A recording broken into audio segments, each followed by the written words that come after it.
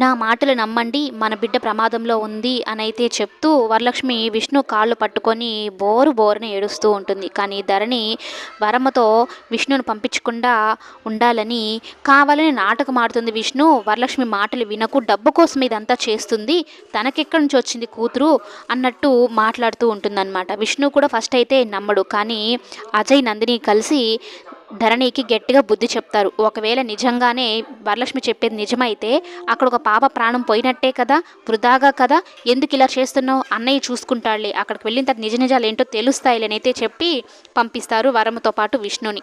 అయితే వరమ్మ కంగారు పడుతూ ఉంటే విడిపోయిన చాలా రోజుల తర్వాత, అంటే విష్ణుకి వరమ మీద ప్రేమ ఏం మాత్రం చావలేదు అని చెప్పడానికి స్పష్టంగా అర్థమవుతూ ఉంటుందన్నమాట.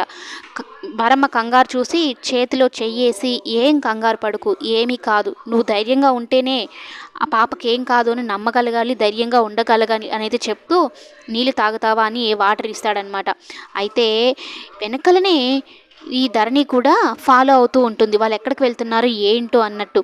ఇంతలో వరలక్ష్మికి ఫోన్ వస్తుంది రౌడీల నుంచి. డబ్బు తెస్తున్నారా లేదా, పోలీసులు ఏమైనా తీసుకొని వచ్చారంటే ఆ తర్వాత జరిగే పరిమాణాలు వేరేలా ఉంటాయని చెప్పడంతో, లేదు పోలీసులు ఎవరిని తీసుకురావడం లేదు, మేము డబ్బు తీసుకుని వస్తామనేది చెప్తూ ఇక లొకేషన్ షేర్ చేస్తామని పాప ఉన్న లొకేషన్ అయితే షేర్ చేస్తారు. ఇక విష్ణు వరములు కూడా ఆ లొకేషన్కి అయితే వెళ్తారు. వీళ్ళ వెనకలనే ధరణి కూడా ఫాలో అవుతూ ఉంటుంది.